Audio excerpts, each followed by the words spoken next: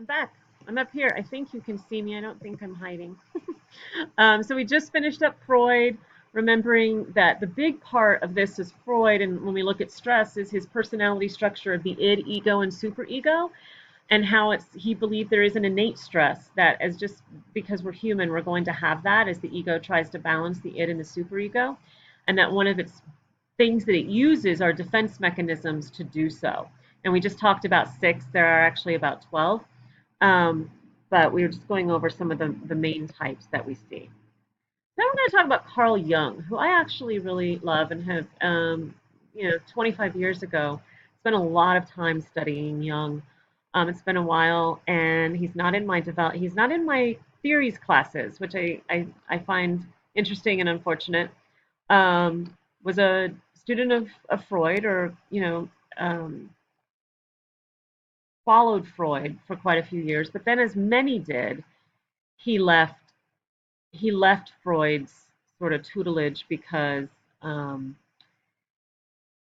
just because a lot, I think, of the psychosexual theory that thought it was too narrow. I think a lot of our theorists, kind of Erickson, Maslow, they branched off from the um, Freud psychoanalysis because of the focus just on the sexuality component was just too narrow. Okay, so Carl Jung. Um, Unlike Freud, Jung saw the self coming before the ego. So, as we said, I don't know what happened to me. There I am. Um, Freud thought that the self was born out of the maturation of the ego. But Jung believed that the self came before the ego. And this is where, maybe we begin. I said the ego is bastardized. Jung may have begun to see the ego in a little more negative light than Freud. But he didn't say you have to get, completely rid of it. It's just he believed that it was a construct of the self rather than the self being a construct of the ego. The self is our now. Okay, so here's the thing about Jung. He is probably one of the earliest, most spiritual of the theorists. And I will say that. He had a very mystical quality that he looked at, an esoteric quality that isn't going to be easily put into definable words. And so I think with Jung, you're either going to kind of feel him or you're not. And that's okay. Either way, you kind of just get it, like what he's trying to say, or you don't, and neither one is good or bad. It just is, because some of it's not going to be as easily definable. The self is our deepest essence, the totality of body and mind present from the beginning, and I think Jung would even say before the beginning. So we are born out of something that then we are born into the world. All of who we are is there within this seed of self. And then the ego develops from the self. And the self can never fully be known because it is interpreted through the lens of the smaller and more limited ego. So the self is this like larger, and it would be have to be spoken about in some sort of spiritual terms, that we are kind of born whole in a sense. We are born whole from something greater. And then the ego is what we develop through a limited lens and looking at these parts of ourselves that we can begin to get pieces of, but we will never know the whole. We will always be larger than what we can ever see and know. And I think how it would bring some sort of like good feeling is that there is a perfection in that whole that already exists from the beginning, but the ego kind of fragments it as it's trying to put together an earthbound self. I don't, if that makes sense to you. Um, so individuation was a big part of what Jung said we're trying to do. So individuation is the process of self discovery. So it's not just like self-discovery and getting to know myself, but it's that self that has existed from the beginning. That is what we are driven to discover, is that fuller, wholer self. And we get it through like self-awareness, growing our self-awareness, self-realization, spiritual depth of exploration, discovery and experience of life's purpose and meaning. So a lot of depth to Jung. It is the uncovering of a self always present through the interplay of many opposite forces, spiritual and physical, conscious and unconscious, the journey to find the true self. So he sees life as this, that it is a realization of opposite forces within us, earthbound and spiritual, conscious and unconscious. These opposites are a big part of what Jung talked about, and it's coming to terms with holding these opposites without having to choose one or the other, but understanding there is a duality in all things, and that um, we are trying to grow, find that seed of self within all of these things. All right, so I probably don't do the whole of him justice, and I apologize. So this is a quote from Jung, or no, I'm sorry, about Jung. Jung saw individuation predominantly as a development in the second half of life. In the first half, one is concerned with expanding the ego and adaptation to collective norms, such as building personal social status. Not wrong, but that's just what we do. We are actually trying to construct a solid ego out of what we can see of ourselves. The second half of life is concerned with coming to terms with death, finding meaning in living, and the unique part each one of us plays in the world. It is in the vicissitudes of negotiating the individuation process that Jung saw the major causes of neurosis. In the young, neurosis comes from a fear of engaging with life. In the old, it comes from clinging to an outdated youthful attitude and shrinking back from death. So all the tensions of the self, of trying to find the self while living within the ego, and searching for and trying to find deep down all of these deeper meanings and purposes, and coming to terms with the depths that just live within us, causes this tension, maybe in different ways when we're young or when we're old.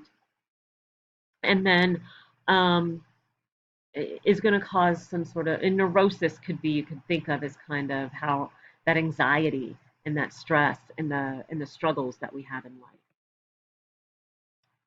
So here's just some quotes. The aim of individuation is nothing less than to divest the self of the false wrappings of the persona on the one hand, and the suggestive power of primordial images on the other. Now, the persona is what Jung would say that the ego develops to show the world, to be able to navigate like out here with other people and stuff. We have to have a persona who we present and express to the world. Sometimes it's not all true though, because we look at what's okay and what's not okay, and what's not okay we kind of stuff deep down what we determine not okay, and then we try to show what is okay. And so trying to get rid of what's false and not real about any of that. And then these primordial images we'll talk about in a minute with part of his unconscious. This is again, Jung is something to be felt almost more than just known. Jung believed that psychological health came from the willingness and ability to take the journey of self-knowing, to soul search and face head-on one's inner and outer challenges. So again, truth, knowing ourselves, being mindful and compassionate. It's not about, because we grow from what we know, and we're going to shrink from what we keep in the dark corners of our minds that we don't ever want to look at. It would be like the denial of Freud's and overuse of defense mechanisms. He believes stress and neurosis come from avoiding the journey and one's own truth. So as painful as truths can be, they are what set us free. Ah, just like my rhymes. And what help us grow. All right. So Jung and the Iceberg. There's just so much here. I'm sorry. So he definitely believed in the unconscious, but he had levels of it. Let me hide myself just in case you want to look at. I don't know if the hiding is working. I'm sorry. So the conscious he would see is what you know, where the ego lives, that which we are in any given moment aware of and acting upon. So the ego is where our conscious awareness resides, our sense of identity and existence, how we see ourselves in the world, how we express ourselves in the world, how we have come, what we've come to know of ourselves, our identity, the self we show to the world and access daily. The ego organizes our thoughts, feelings, senses, instincts, and regulates connection to memory. So what that means is it's going to take everything that's coming into us and try to organize it. And what we can remember, it's going to reach into what can be remembered and how it can be used and organized and with what's going on at the moment. So for some of you who maybe are not familiar with Jung, but familiar with the Myers-Briggs personality test, they're based on Jung's idea of how the ego organizes the self. So there are four things that the Myers-Briggs looks at. It'll look at introvert, extrovert. It has like four letters that it gives you, and it's called the 16 personalities test online. The Myers-Briggs is usually has to be paid for. It's a very long and complicated, a little more complicated test. But the 16 personalities test that I have for you, free, easy, and actually comparable. So it's it gives you four letters of personality: I or E for introvert, N or S for either intuitive or sensing, which means do you get the feel of a space, or do you hone in on the details of something? Are you looking for the larger picture, or do you like to focus on the details? No good or bad in these. These are just the way people organize their own reality. F or T, feeling or thinking. Where do you make your decisions from? Do you make your decisions from your reasoning or from your emotions? J or P, judging or perceiving. Judging are people who are either very organized, they like to plan things out, they like to have things kind of in order. P's are more spontaneous and impulsive. So, and you can be sort of anyway, go take the test. It's really, it's interesting. A lot of people say it's hogwash. I actually think you use any of these kinds of things as a way to gather information, not as an absolute to anything. It's just another way to know little pieces about yourself that might work for you or help in how you understand others as well. Okay, so Jung and the unconscious. This is where it gets kind of tricky here. So, where the conscious mind is what you know, what you're aware of, the unconscious is what you don't know, you know. It's there, it lives inside you, but you're not aware of it. It lives beneath the surface of the water of the iceberg. So the conscious mind is everything that lives above the iceberg: linear, logical, rational, analytical, judgmental, verbal, space time. So everything beneath the water is in the unconscious. Like Freud, Jung believed in an unconscious, but Freud believed the unconscious was made up of personal experiences that had been forgotten or repressed. Should be a period. To do a little better editing on my stuff here. Um, so Freud believed that our unconscious are things that happened to us, maybe in our early childhood, that we were either too painful or that we just couldn't remember, but it kind of got put into this receptacle of the unconscious. So Freud, and I didn't say this before, but he really loved physics, and so he believed in the idea that nothing, that whole idea of physics, where the conservation process, that nothing is ever loses or gains matter, but he believed the psyche and personality be the same way. We don't lose something completely. It gets reshaped into another form, and that would be into the unconscious, the things we don't hold on to. So things that were either too traumatic, too emotional, or maybe he believed in infant amnesia, that infants forget things, would go into our unconscious, but they would still be there impacting our psyche and our personality, but in ways we were not aware of. Now, Jung believed in a two-layered unconscious that went beyond the personal. So his two layers were the personal unconscious and what we call the collective unconscious. And this is where it really gets out there. And I love it. Okay, just I like this. This is a quote from Jung. Until you make the unconscious conscious, it will direct your life and you will call it fate. So this is where it's true, like that the whole journey of individuation is about becoming aware of self, that big essence of self, the things that are held in the unconscious. And if we don't open up to that, then we will be directed by it in ways we are unaware of. It will impact our behavior, our actions, our choices, our thoughts, beliefs, opinions, everything, but we will just call it fate. Okay. So this is by Carl Jung as well, what he said about the personal unconscious. Everything of which I know, so this is what the personal unconscious is, everything of which I know, but of which I am not at the moment thinking. Everything of which I was once conscious, but have now forgotten. Everything perceived by my senses, but not noted by my conscious mind. Everything coming in, but I'm not perceiving at the moment. Everything which involuntarily and without paying attention to it, I feel, think, remember, want, and do. All the future things which are taking shape in me and will sometime come to consciousness. So even future things. So things that are beginning as seeds within me that I will later know. But they still live within me because they're part of the self, which is all. That's where, all this is content of the unconscious. Besides these, we must include all more or less intentional repressions of painful thought and feelings. So that was some of Freud's. I call the sum of these contents the personal unconscious. I think it's sort of explanatory. You can look at the PowerPoint and kind of read it again to pick apart those pieces. Okay, this is the big one, because this was very uniquely Jung, still very uniquely Jung, the collective unconscious, and this is where it really gets into the spiritual world. Imprinted into the human system, onto the human mind, is a vast and deep reservoir of shared memory. So where we have a personal unconscious, which is about what has happened in our life and who we are and ourself and what we've forgotten and everything that we're planning, that's our personal construct.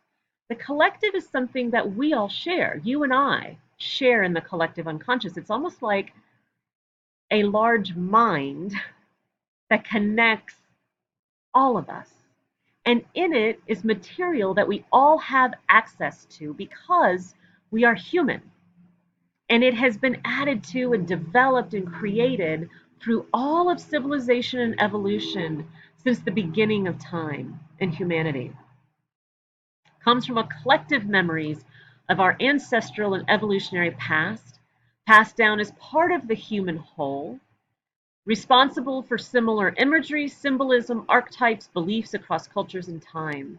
So if we begin to pick apart the myths, and myths are a big part of Jung, and archetypes and ideas of those, if we begin to pick those apart in all different kinds of cultures, the myths that they hold, they will have similar constructs, similar ideas beneath them, belief systems that carry through. And so how is that? How is it that people in places so divided and far apart will share the same elements of story? And that's how he would explain it, that we share this collective memory, access through dreams. Maybe he would say it's why our dreams are so odd, and touched upon through art, poetry, and transcendent experiences and moments. Moments when people, spiritual moments, when people say they have felt kind of a oneness with everything, links all mankind through a shared system of mind, and we all share in this common unconscious. So there are languages of the mind. The conscious mind communicates through logical, rational, verbal means, everyday language. The unconscious mind communicates through nonverbal, symbolic, intuitive, emotional channels, imagery, dreams, colors, feelings. So when you dream, it would say that you will pick up on You think about, you have your own personal unconscious that it might grab stuff from, combined with this collective unconscious and this reservoir of information from all humanity, trying to give us messages and ideas of who that larger self is. The collective unconscious will draw from universal images and archetypes. Now, an archetype, I mean, you could have a whole class on archetypes, so I can't go too deeply into it, but it's a universal pattern of images, thoughts that crosses time and culture. The hero, the mother, the child, or innocent, these are archetypes. So something that we might all know similarly. The hero's journey in stories is all about the hero archetype who's on a voyage to learn something about himself and do something. We all have an idea of what a hero is. We all have an idea of what a mother is, in a big sense of the word. And these are archetypes. The conscious mind determines the actions. The unconscious mind determines the reactions. And the reactions are just as important as the actions. I have moved into over 20 minutes. I don't really like to go too far on a video, so I'm going to have to finish Young up on the next video. So meet me there.